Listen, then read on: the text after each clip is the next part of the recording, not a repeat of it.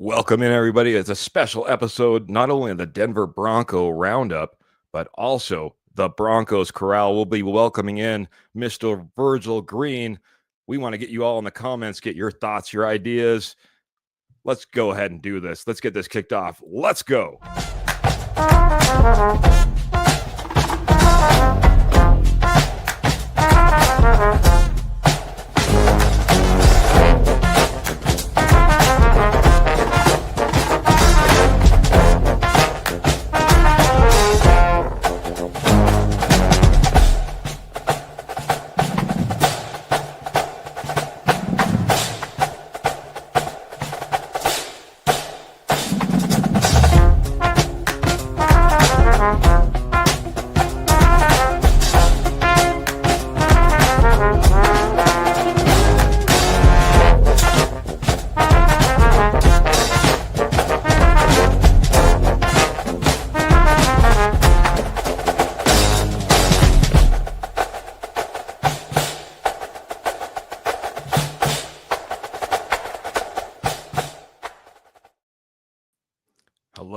Hello. Welcome, everybody. It's the Denver Bronco Roundup, kind of an emergency podcast, a special edition.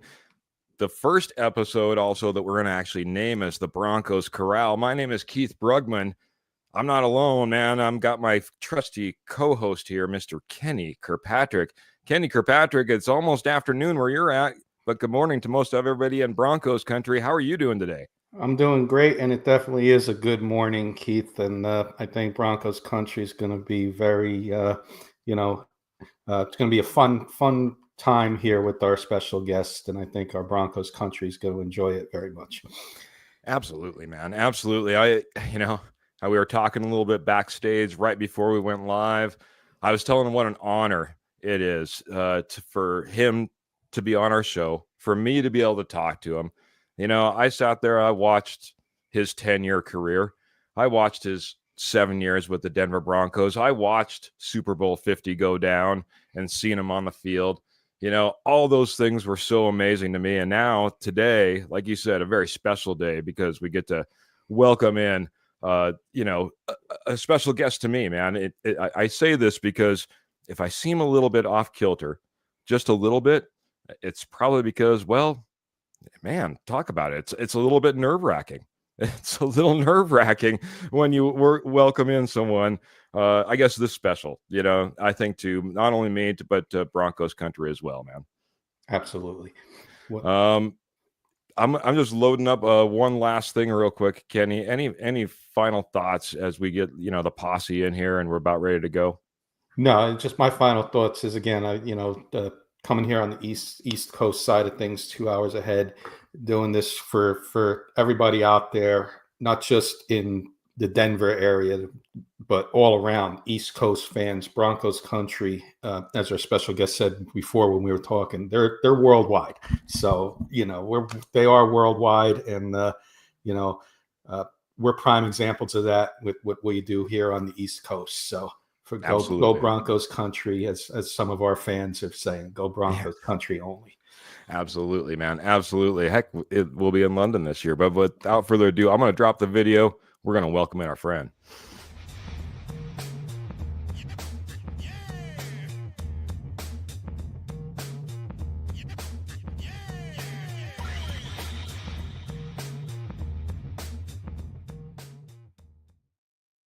Well, I said it before, but 10-year careers, 7 years with the Denver Broncos, Super Bowl champion, Virgil Green. Welcome to the show. How are you doing, sir? I'm doing great. How about yourself? Doing fantastic. Thanks you so much for coming in here, being a part of us. Like I said, I know it's a very busy time for you, and it's amazing for us to be able to talk with you, man. Yes, sir. Pleasure to be here, man. Excited. Love interacting with the Denver Bronco fans. A lot of great memories throughout those 7 years. Winning the Super Bowl. Starting my marriage to my wife out there. My son was born a few months after we won Super Bowl 50. So there's a lot of great memories and a lot of great relationships, not just with former teammates, but with members of the Denver community. Yeah, yeah. Well, hey, talk about it. Maybe we'll start on a different page then than I thought I was going to. You were nominated Walter Payton Man of the Year for the Denver Broncos at one point. You did a lot of charity work in the Broncos organization and were recognized for that. Talk about, what instilled that for you to go in there and maybe be that type of person in the community. What made you, born in Tulare, California, right? What made you embrace the Denver community like you did? Well, so growing up, actually, I don't know where Wikipedia got this, but I was Oh, not born in Tulare. I was oh, actually born in Fontana, California, okay. and my father was in the military. So I bounced around quite a bit as a young man. And then after my father got out of the military, we moved to the Central Valley of California, Tulare, California, just about 40 minutes south of Fresno. And growing up, I was raised in a church, went to a small private middle school in Tulare, California. And then just growing up, seeing, some of the guys who I participated in sports with didn't necessarily have the same background as me, had a two-parent household and a father that was stern. My father was very, obviously being military. He Mm, was stern, very strict. We didn't just run around doing whatever we wanted to do. And a lot of the guys I went to the high school with were very talented young men. Like, honestly, just looking back on everything, mm, these guys should be having this conversation with you today, not me. And um, it really was because of the direction of my upbringing that um, I was able to see and notice that there are people out there that don't necessarily have um, the support system that I had. okay. And then when I started playing college football at Nevada in the summer, I used to work at the Boys and Girls Club, Hmm. and some of the interactions and some of the tears and the things that some kids were going through really hit me, and I always wanted to make sure that um, whether a kid has a great support system or whether a kid doesn't, just for kids to know that um, people do care about them. Mm. And if you want to, be in the shoes that I'm in, or be successful in any other realm of life, there's some things that must happen, and I just always wanted to be a vessel in that way. Wow. Um, I guess it speaks to the upbringing, like you said, being a religious man, being brought up in that religious household, and then seeing that kind of play out, then truly within your life, opportunities, right? Opportunities to inject yourself into a boys and girls club, or maybe when you get to a higher level, to be able to give back in ways that maybe, the best ways you possibly can, you know what I mean? To make sure that you're supporting those. What a fantastic story. A little, like I said from the very beginning, maybe backstage, we're going to learn a little bit more about Virgil Green when we're all said and done here. So I appreciate that. Getting back then, you do land up in Tulare, but from what I understand, you sounds like basketball was your first passion. You lettered for 4 years, and it was a friend that talked you into trying out for football. Talk about that, man. How'd that all come about? Do you remember the friend? Is he still close to you? Oh, it was a collection of friends, really. Yeah, so I grew up. I moved to Tulare, California, when I was in the sixth grade, and started playing. Back then, they used to call it NJB on my end of the country, Hmm. AAU, whatever you want to call it. And I grew up. I was a huge Kobe fan growing up. Mm. I watched almost every Laker game, and I really thought that I would have gone to play basketball at the next level.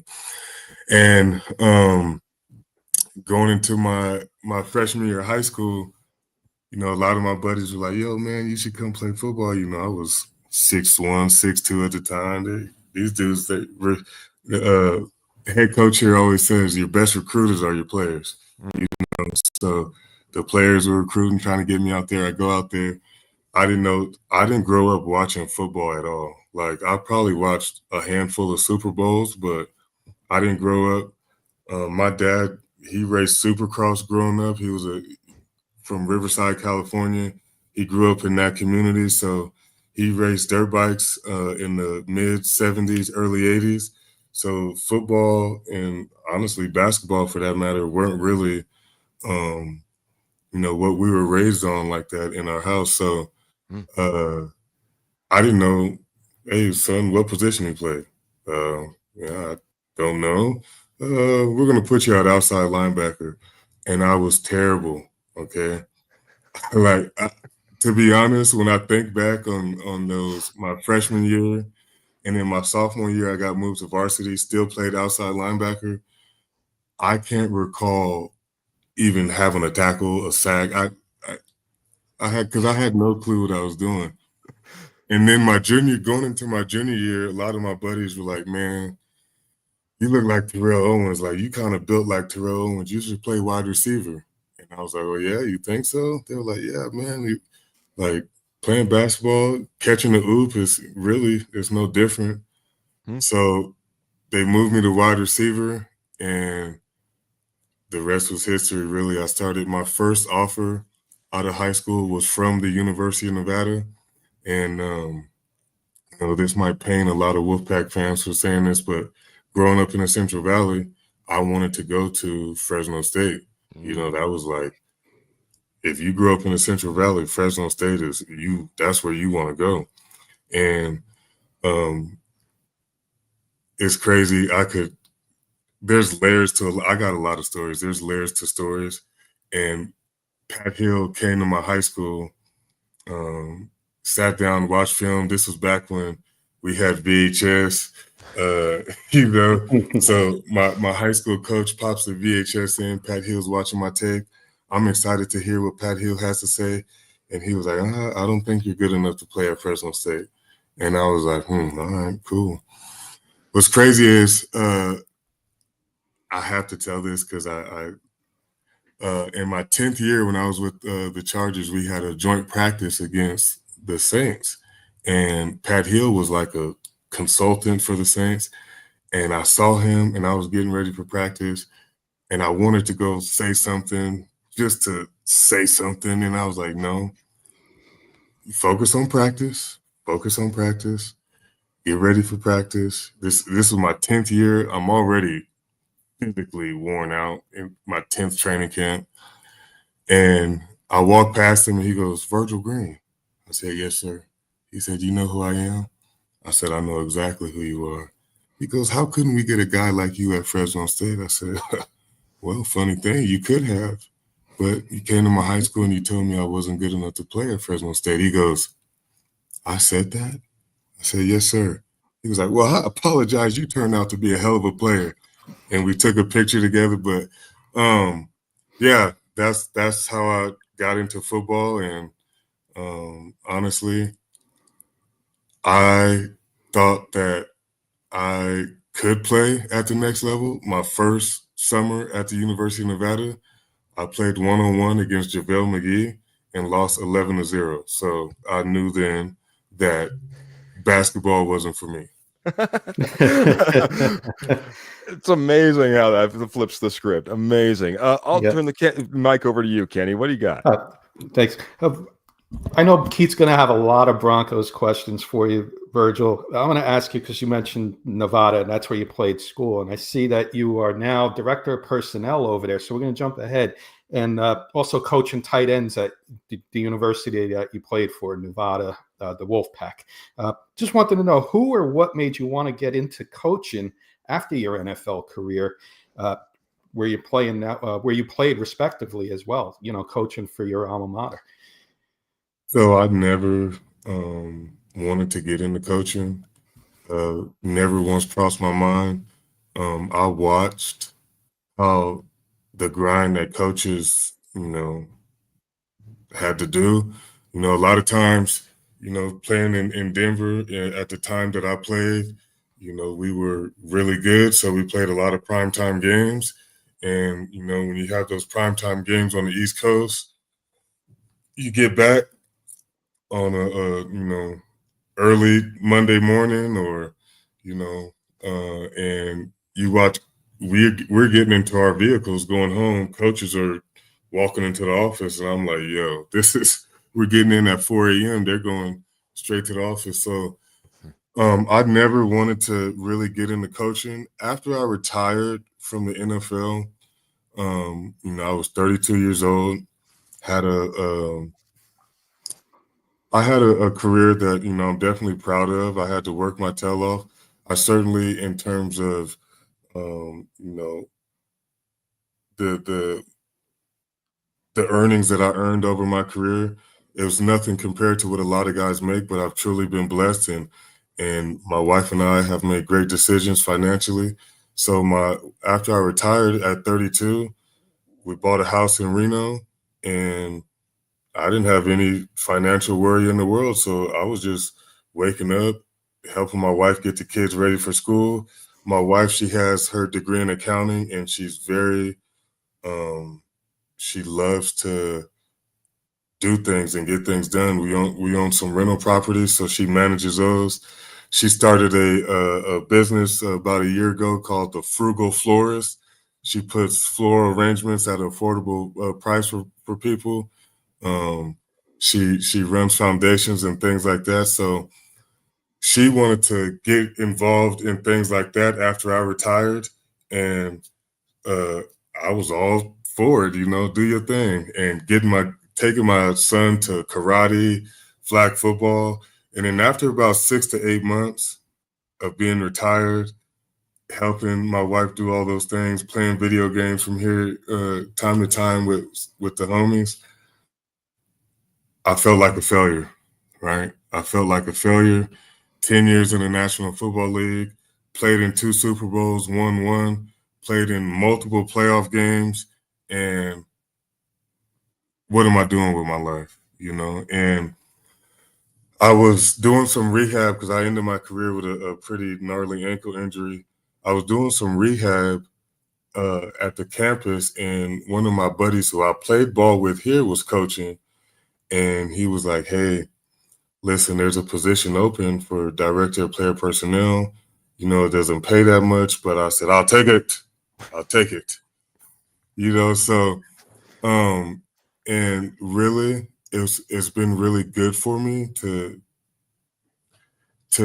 go into this because when the NFL, they do offer a lot of opportunities for guys to prepare for life after football, but and this is my message to a lot of guys too, and I know I'm long-winded with this answer, but this is my message to a lot of guys is that once I signed my second deal with the Broncos and I knew that I was, vested and, we had built a solid foundation financially, I figured after my career, I would just do whatever I wanted to do, and when pretty much I was going to get the job here, they were like, need a resume. I said, resume?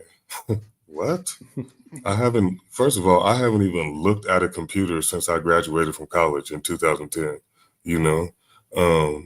So I had to go back and really, Google resume templates, go through that whole thing. So it's been good for me. And then after a year and a half of player personnel and development, helping out with young men getting housing, organizing community service efforts, especially with my connections here in the city. I was working with FCA, the Fellowship of Christian Athletes. And then I was having, different former players come talk to the guys, letting them know, listen, football doesn't last forever. Whether you make it to the NFL or not, you're going to have to find your way some way. And after about doing that for about a year and a half, our quarterback coach, he left to take a job somewhere else. Our tight end coach, who was offensive coordinator at the time, they moved him to coach the quarterbacks. And even when the position was open, I never once was like, yo, let me go throw my name in the hat. You know, I was just like, I'm fine where I'm at. I'm in a place where I need to grow in different areas. And I was approached. They said, hey, do you want to coach the tight ends? And I said, hey, listen, whoa, you need to give me a few days to think about this, pray about this, talk to my wife about it. Because, you know, I went from working, you know, from 6 in the morning till 3 in the afternoon, pick up my son, to working from 5:30 in the morning till sometimes 8:30 at night. So that's how I got into coaching. And honestly, I have a ton more respect for the coaches that really, truly, it wasn't just about the X's and O's. It was really about relationships. Thank you so much for sharing that. That's great, great story. I think I find it funny that, you know, it was friends that talked you into getting into football, and it sounds like it was friends that got you coaching the tight ends as well. Here we are, kind of full circle, even later in life. You know, you talked about it. I admire your career because of the hard work that you had to put in. You know, if you look at those, if you just go out and look at stat lines, what you see is a guy that constantly showed coaches he still needed to be on this team until his opportunity came about. And he had a lot of tight ends that were brought in to the Denver Broncos organization when probably Virgil Green would have liked some opportunity as well to maybe move up that chart. I want not only to talk a little bit about that, but talk about what it's like right now as the Denver Broncos have just made their draft choices and those undrafted free agents and late round picks are coming in. What was it like to come into an organization as a later round pick? And what is it like then to the hard work that is necessary in order to stay on a roster and get that opportunity? Well, this is a great question. And honestly, this question might take another 10 minutes to answer. I get that. I like that you're willing to speak, though. It's fantastic. Take it away, sir. So for me and my journey, the root of everything, nothing's ever been easy. I've always had to grind, always had to work. You know, with my dad being in the Army, I moved around all the time as a kid. You know, it seemed like every year and a half, 2 years, we were moving, had to make new friends. So I've always, again, being raised by a military father, anytime I showed signs of weakness or being emotional about, you know, kids making fun of me, and my dad would be like, yo, what? I don't care. Like, listen, grow up. Who cares? Who cares what? So I've always had like a who cares type of a mindset. And when I was coming out of Nevada, you know, in 2010, Nevada still to this day is the best season Nevada football's ever had. And honestly, it wasn't just me from that team. A lot of guys, I believe roughly 13 guys from that 2010 Nevada team ended up going to the NFL. And a lot of us had legit careers in the NFL. And we, you know, Nevada's a smaller, you know, group of 5 school. Like the way we had to work, the head coach that we had at the time, Chris Alt, he was old school. And we knew that we worked harder than a lot of programs in the country. So when I got to, and here's another part of this whole situation that we didn't even mention. This is the lockout year. So I get drafted. I talk to John Elway. I talk to John Fox. I talk to my position coach. And then I don't hear from anybody until mid-July. You know, Wow. I get a phone call. Where you at right now? I'm in Reno, Nevada. Okay, you're on the next plane out. I get to Denver, and for the first 3 days, I can't even go into the building because I haven't signed my contract. So the vets are in there going through install 1, install 2, install 3. I don't get in there until install 4. Mike McCoy, the offensive coordinator, he's like, rookies, we're not going back. We're on install 4. you better start studying, you know? So like, I'm like 7th round pick, right? Haven't looked at a playbook, didn't get a playbook, didn't get rookie minicamp, didn't get OTAs, didn't get minicamp. And all of a sudden I'm being told we're not going back. Figure it out, rookies. And then I go to my first position meeting, and my position coach, Clancy Barone, who we have a connection still to this day. I have a lot of gratitude for this, you know, talk about coaches that I have a fond respect for. He was a very tough coach on me. And because he went to the University of Nevada, played for my head coach in the early 80s, and quit. So he was like, I know you're a tough dude. And I think because of that, he really wanted to really make sure he gave me the resources to be successful.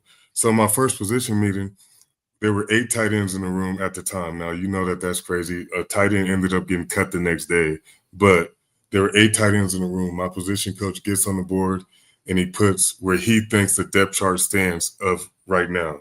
And at number 8 sat Virgil Green. And my first, you know, a lot of guys' first inclination would be to say, I'm doomed. I'm doomed. My first inclination was to say, hey, you got a long ladder to climb. Let's go climb that ladder. Oh, but you don't know the offense. Okay. So how are you going to make the team? Like, this is what I'm processing through what are you going to do to make the team?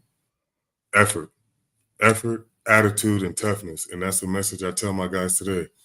I didn't make it in the National Football League because I was that good. Go look at my stats, fellas. You just pointed out. Go look at my stats.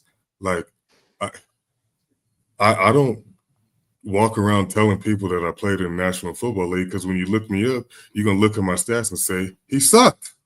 Okay? So, but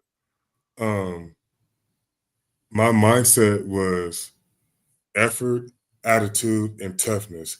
Every play, every practice, and the walkthroughs, I was a tempo violator. You hear guys talk about a tempo. I was a tempo violator. I was going to go full tilt until I was told otherwise, you know? So my rookie year, you know, you had some old school vets on that team. You had Brian Dawkins, Elvis Dumerville. You had Champ Bailey. You had, you know, like old school Mario Hagan. You had a lot of old school dudes who they got it out the mud, you know. And a quick note, I always say this: anybody that played in the National Football League before 2011, that CBA, those dudes are savages, okay?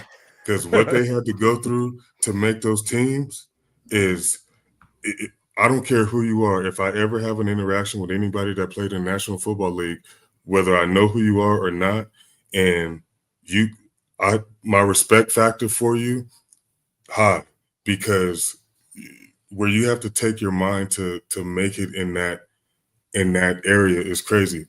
But you know, I had a chip on my shoulder when I went to the combine. You know, I was projected like 6th to 7th after my combine performance. I was projected 2nd to 4th. I had a knee injury early in my career. Doctors didn't think I would play in the NFL longer than 2 to 3 years. And, you know, that really speaks to, you know, me. Honestly, like I said, I grew up in the faith. I grew up in Christ, and there was a lot of time praying. There was a lot of tears. There were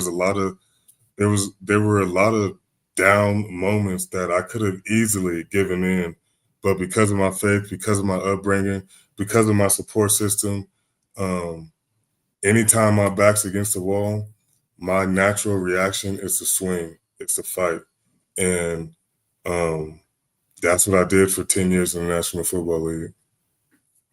I think it shows, man. I think it shows. And that stat line wasn't made to, you know, we talk all the time on these podcasts, stats lie, man. Stats lie because the effort compared to the stat line were two different things that at least I always saw. And one quick thing I'd like to add to that is, early on in my career, because of my lack of success in the pass game, I spent a lot of time resenting and being frustrated and once I started to embrace my role on those teams, once I didn't embrace it early on, but I figured it out later on. My role, I was an enforcer. I was a bully. And I know we're not supposed to use that term now, bully. On the football field, it's okay to be a bully. Okay. Yep. My role, I set the tone for that's how I looked at it. And once I started to embrace that role, I started to do things to get better at the things I needed to get better at. After I signed my second deal with the Broncos, I bought a jugs machine at home, and my wife would shoot me, the footballs.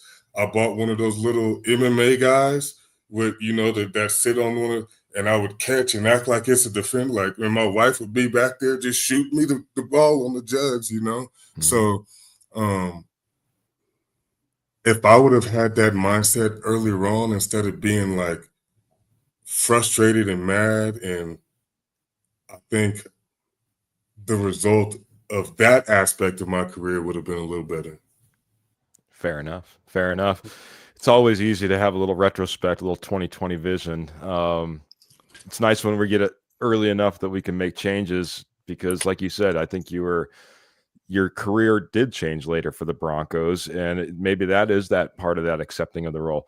Kenny, we've spent a lot of time with Mr. Green here. Let's get at least a couple more in. If we can. I'm gonna give Virgil and everybody a couple seconds. I'm just gonna say we call our fans, our audience, Virgil, our Denver Bronco Roundup posse. So you do have a lot of love coming. I just wanted to give them shout outs. Ernie Mays saying Virgil Green, Super Bowl champ 2016. This is awesome.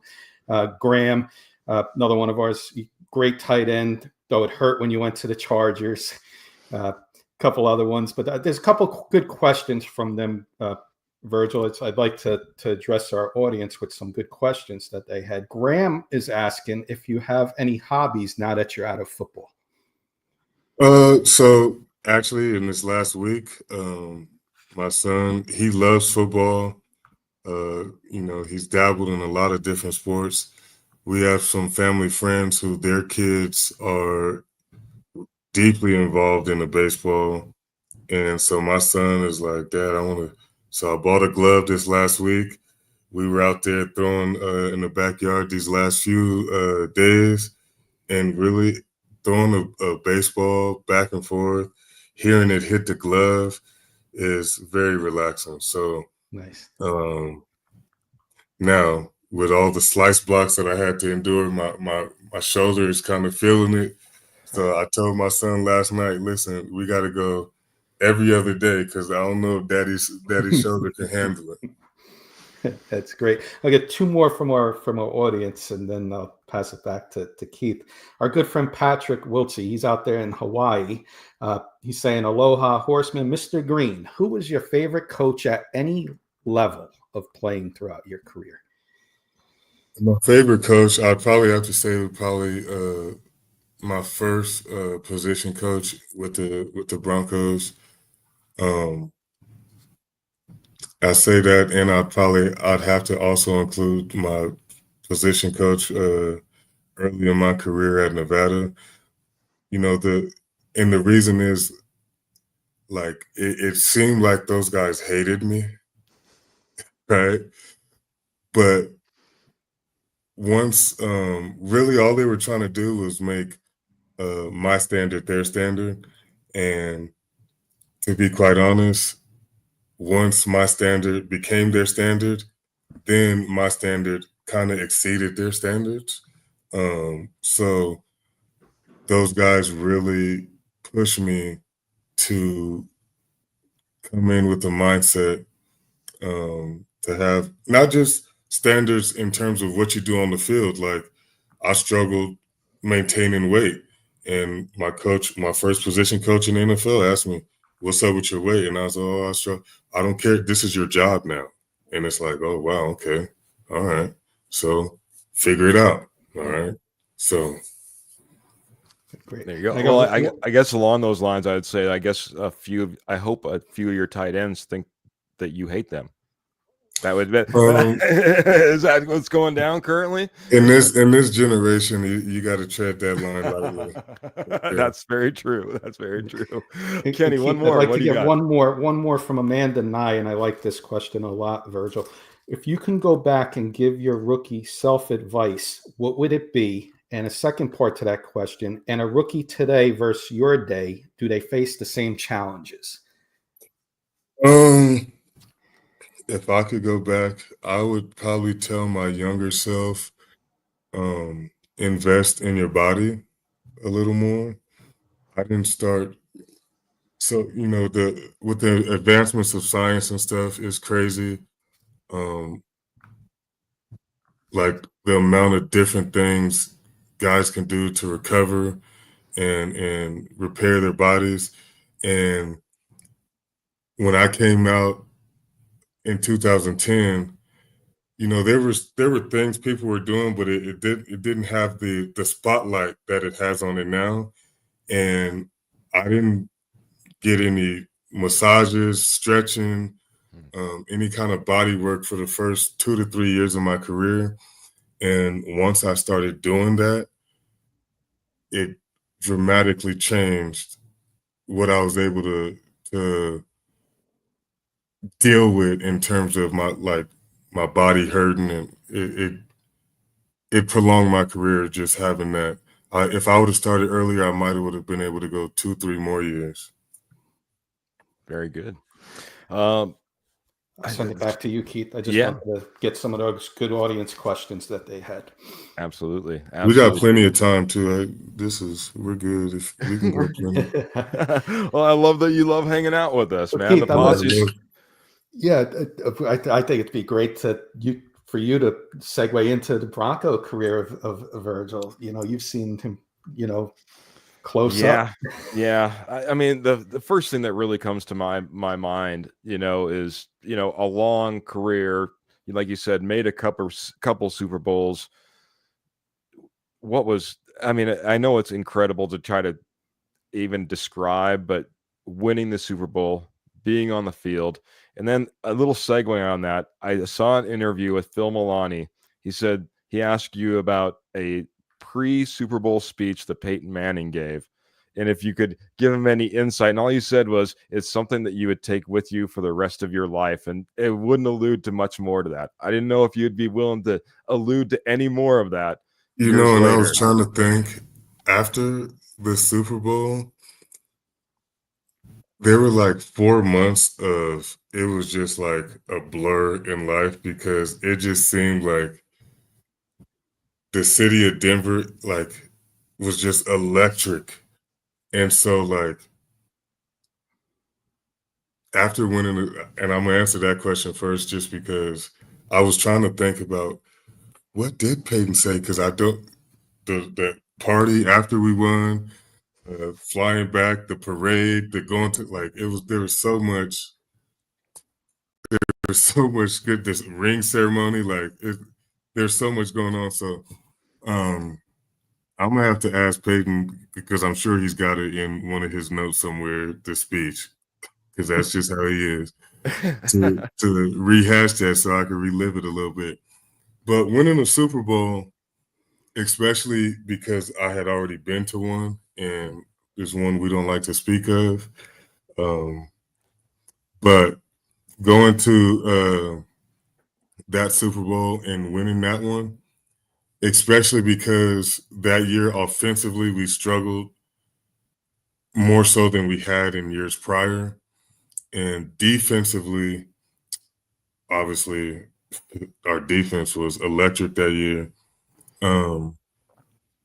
That year was tough. That year was tough.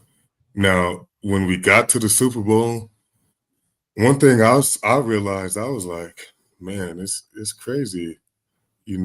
Cam Newton he's had one of the best years of his career, and it seemed like they were kind of in the position that we were in 2 years prior, and that year we were, even though it wasn't our best year offensively in the time that I had been there, we were battle tested.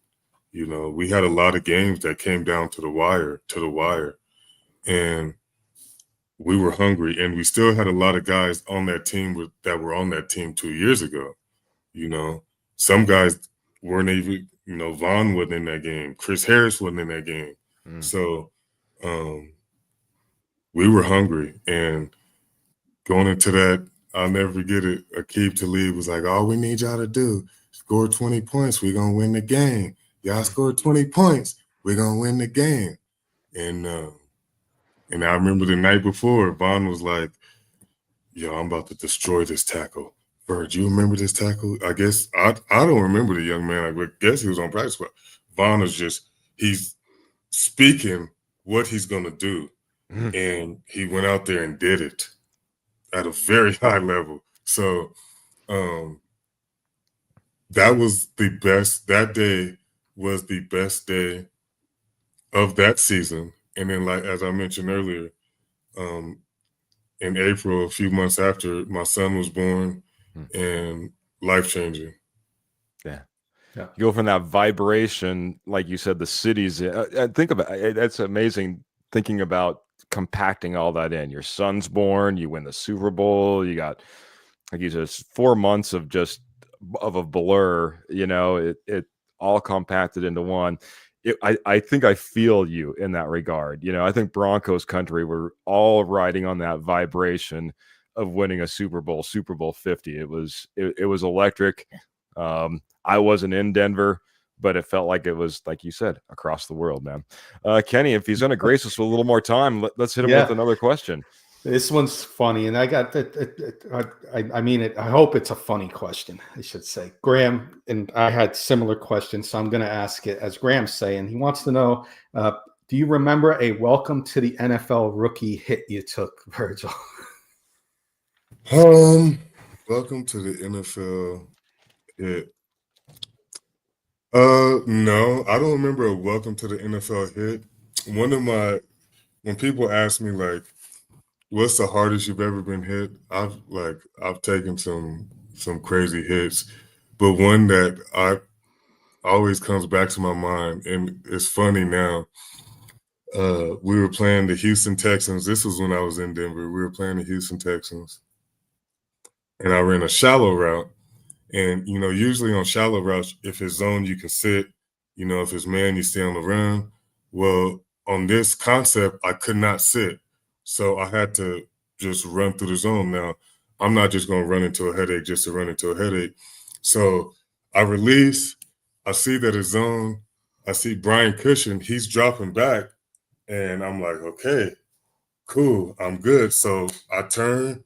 I feel good. It's zone. I know I got to stay on the move no matter what. But now I'm convinced I'm good. Well, Brian Cushion, he set me up. Okay. And all I remember is seeing my cleats above my head. And the next play, I came off the field and I was mad. I was furious, right? A few plays later, I go back out there and I walk up to Cush and I go like, that's all you got, right? And he looked at me and he goes, and walked off. And I said, oh my gosh, that dude is crazy. That dude is crazy. But that's one of the biggest hits I remember. It's funny that you mentioned Brian Cushion. I actually coached against him in New Jersey when I was coaching a little high school football. We faced Brian Cushion at Bergen Catholic High School, and all they do they've won 3 New Jersey state championships in a row, and they're pretty much in the state championship every year. So they get the elite talent, and he was something else in high school too. So yeah, he was something. I'll hit one from the posse as well. Patrick says, and we get this a lot from maybe former athletes. What do you miss most about the playing days? And if there's one significant moment within that, a lot of people say, "Hey, it's that camaraderie, you know, that I miss." But if I don't want to put words in your mouth, what do you miss most about your playing days? So for me, the camaraderie is a big thing, and you do form a lot of great connections with guys that last a lifetime.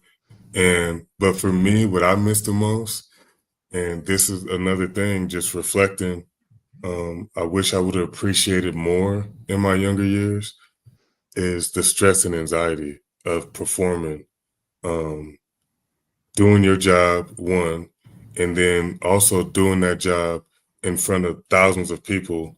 And then also knowing that there's probably millions watching, and um, going it like, I don't care what nobody says. Like I went into every game nervous.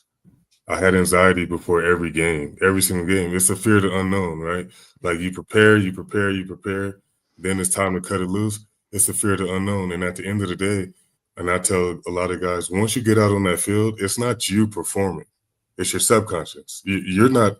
It's your preparation, your study. It's once you get out there, that's what's performing. It's not you. And when I retired from the NFL and I didn't have that stress and anxiety, I realized that that's what fueled me. That's what I I love being in high pressure situations. I love it, you know. That's what a unique take. What a unique take on that, man. Because most people would say, that was part of the experience maybe they didn't care for, but to go back and really now, like you said, self-reflect and say, that pressure, that anxiety, that pressure cooker that I was under, that the coaches, what their expectations are, what Peyton Manning and his expectations are, which I've heard is pretty high. All of that weighing down on you at the time, which felt like the world was everything that you needed, wanted, and what really made you thrive and survive for all that time. That's wow, So what you reflective. gravitate to is the grind, everything, the grind of it, having to do it, your body hurting. Like there's a lot of layers to it that I just miss. Mhm. I miss Yep. I miss being able to dominate another man against his will and look him dead in his eyes and look to strip his soul. Yeah, wow, and that's what it takes. That's what it takes at that NFL level. We're talking to a couple of guys that maybe played high school ball, and you reflect back on those days. It was a little bit more fun, but like you said, all of a sudden when the coach comes to you and says, "Hey, weights, you have trouble with your weight? Guess what? It's your job." Starts piling on that again, that level of what you need to do to go out there on the field and deal with Brian Cushing.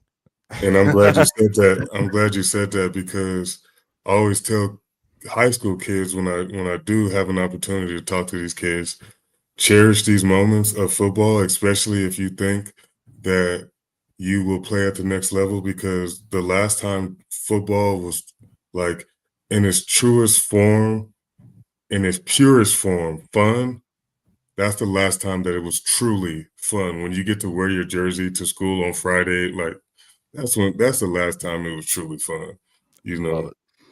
Yeah, Yeah. yeah. It takes a different meaning. Takes a different meaning. Kenny, Yep. I'll let you get one more question. I've saved Okay. one, and Yeah. then we'll let Virgil All right. go I'll about do his day. a rapid fire round. Virgil, this is a Yeah. quick couple word answers. So these are first one I got for you is best food city you played in, and like your favorite dish on a road game. So what's the best food city? It's I didn't really venture out that much when I traveled. I'm a very private guy, kind of, and to be honest, like people, I get it as part of being a NFL player, um, but really at the end of the day, I'm just a guy, right? So I didn't like, and with Bronco, like I said, Bronco fans are worldwide. So every time we traveled, the lobby of wherever we traveled was ridiculous. And, a lot of times, the few times I did leave the hotel, you'd have guys, Vaughn, Demarius. And I'm like, listen, I know I look like these guys, but I'm not him. Well, I'll do two more quick ones for you. Your favorite stadium to play in on the road? I know Denver. Denver's not allowed because that is the best, obviously. Yeah. To be honest, as much as I despise this organization, Seattle is the best. Like how loud it, like when you talk about high pressure situations, you can barely hear in the huddle. You know, you can barely hear. And a lot of times we will call 2 to 3 plays in the huddle. Like, so Wow. it's a lot. And my last one is any pregame rituals or superstitions? So, as I'm putting everything on, I do everything from the bottom up, right? And I go left to right because I like to end everything on the right side of things. So, I go left to right. So, again, I start from the bottom, take my left ankle first, then my right ankle, then go my left sock, right sock, you know, left pants in, right in.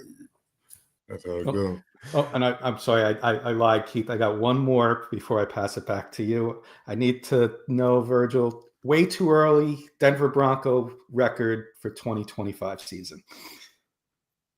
Okay, there's 17 games now, right? Okay, so I'm gonna go. I'm gonna go 12-5.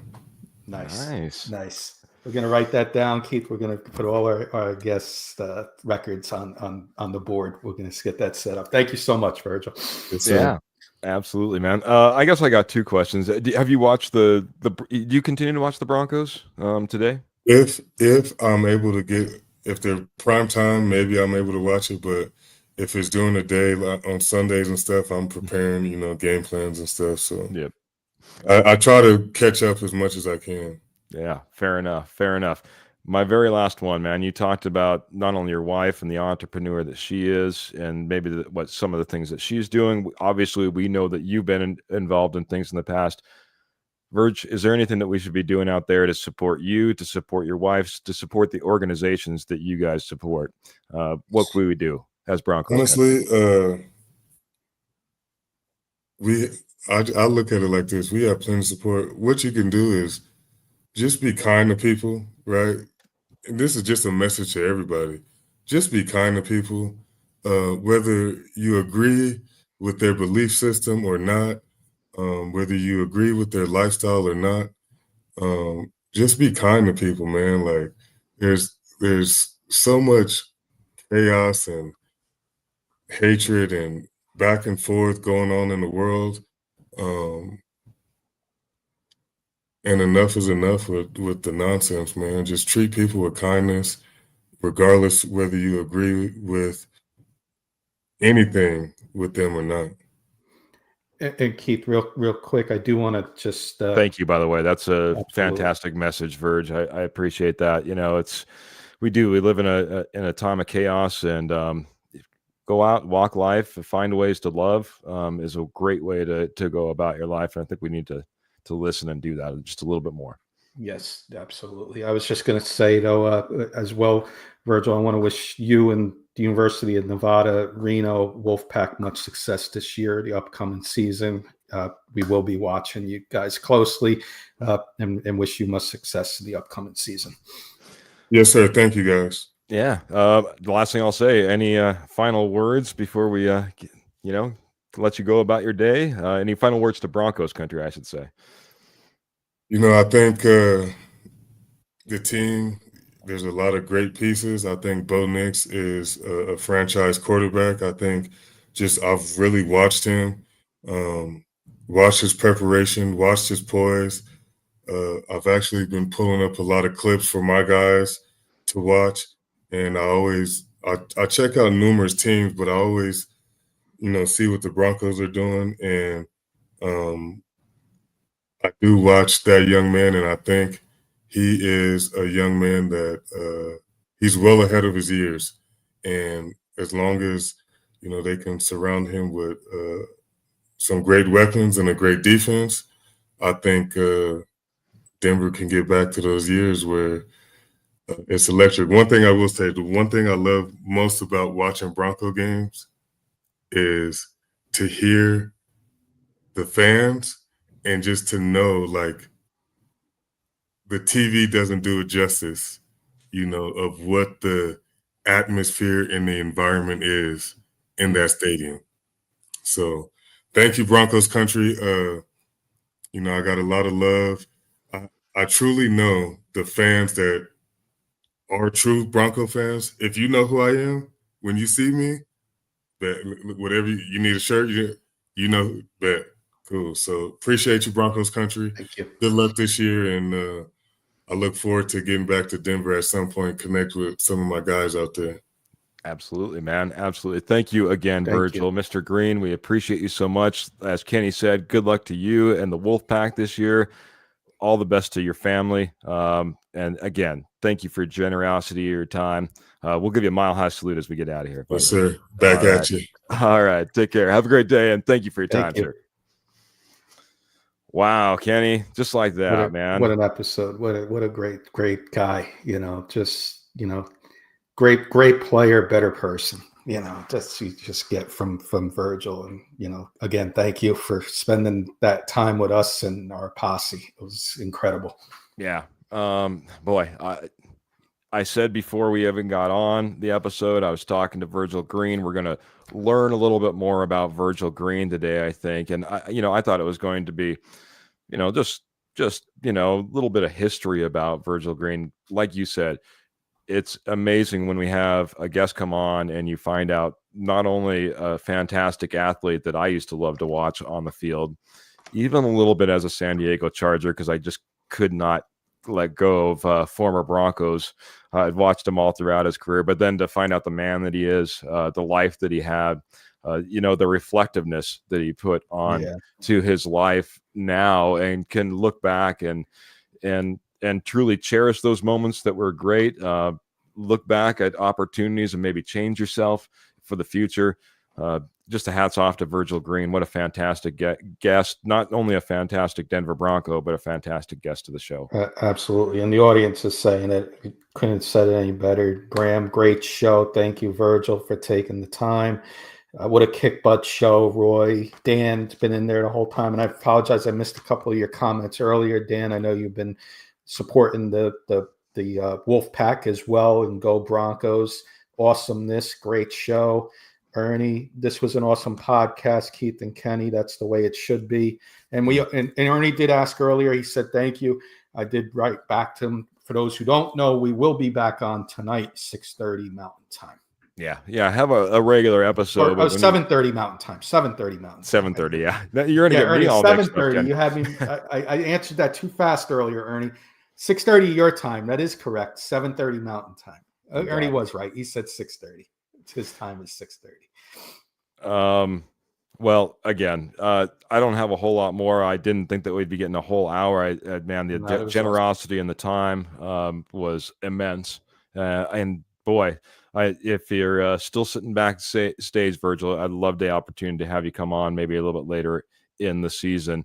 If that works out, God, we all know that, college football is going to be taking over his life quite a bit, not only as a tight ends coach, but director of player personnel. He's wearing many hats, and dad and father and husband, so it's there's a lot of hats. And there are some people out there that are just true NFL fans. Well, let's go support college football a little bit. And Virgil, who's the tight end coach and director of player personnel at Nevada, let's go support them, Posse, and let's root the Nevada Wolfpack on this year. Well, Kenny, this is what I'll say as we're about ready to wrap up, get on out of here. Thanks to everyone that was part of the show. It's always tough to bring on a special guest and trying to get to questions. I noticed that we did answer some of them throughout, and we'll always look to take some of those questions and maybe bring it ahead to future episodes. But the one thing that I'm going to bring out of this episode is I'm going to do exactly like Virgil said. Hope you all do. Go out there, find ways to love one another. Find ways to just be thankful for your fellow man, and make sure that you're giving everyone the opportunity. Don't be so divisive out there. Good words spoken by a good man, and that's what I'm going to take forward, man. Kenny, any final thoughts before we get out of here? Well, we'll see. The final thoughts is thank you everybody for hanging out with us on an emergency podcast, first episode of the Broncos Corral, and we'll see everybody tonight for Denver Bronco Roundup's usual Tuesday night episode.